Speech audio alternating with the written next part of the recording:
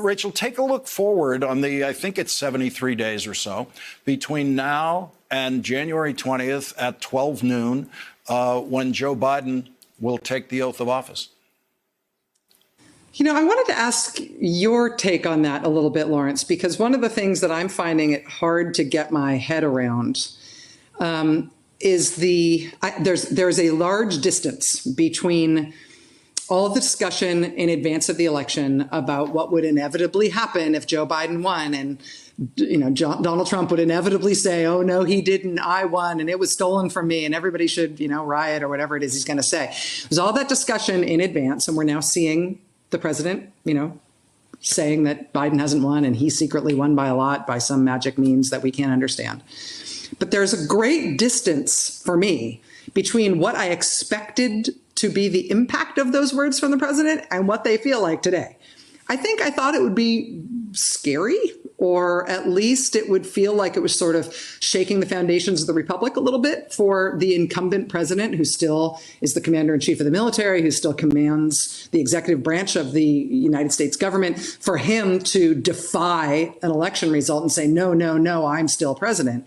I thought that would be big and ominous. And now Trump's, in fact, doing it with Biden as president-elect. And it just feels laughable. It just feels small and pitiful and irrelevant. And I mean, he's at his golf course. Of course he is.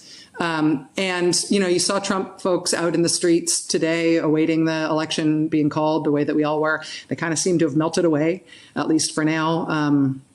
When the election was called and Biden supporters are out in the streets. Lawrence, what we were talking about before we were untimely ripped was the threats from the president today, from President Trump, that he doesn't accept this and that he's got some rabbit to pull out of a hat somewhere.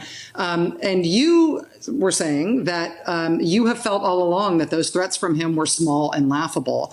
I was more worried about what that would feel like in terms of a sort of threat to the basic civic foundations of the country. I was more worried about that until it actually happened. And the size of the Biden victory, the lack of any significant irregularities anywhere, the lack of any significant legal challenge. I mean, the sort of dog that didn't bark here is that the Trump campaign did immediately out of the gate threaten lots of lawsuits. I mean, you'll remember that the president threatened lawsuits over the outcome before people had even gone to the polls on election day.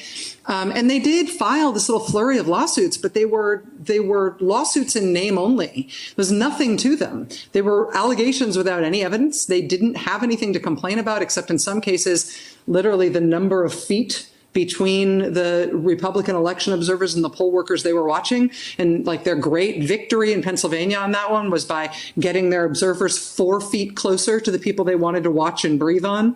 Like, okay, congratulations, you got that. Their big substantive challenge is about this tiny sliver of votes in Pennsylvania that were postmarked before Election Day, but received Wednesday, Thursday, and Friday, and those ballots have been segregated, and there's a question as to whether they could be counted while they're segregated. But like, it's this tiny little slice of thing. Well, where Biden's going to win by tens of thousands of votes, and he's going to win other states.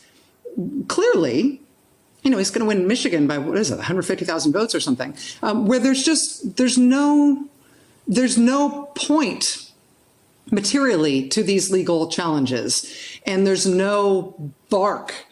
There's no bite behind the bark from the president here. And it doesn't seem like there's anybody other than, Ted Cruz, Lindsey Graham, and Kevin McCarthy, God bless them, who have decided to go down this rabbit hole with the president of defying the results of what appears to be a lawful and orderly election.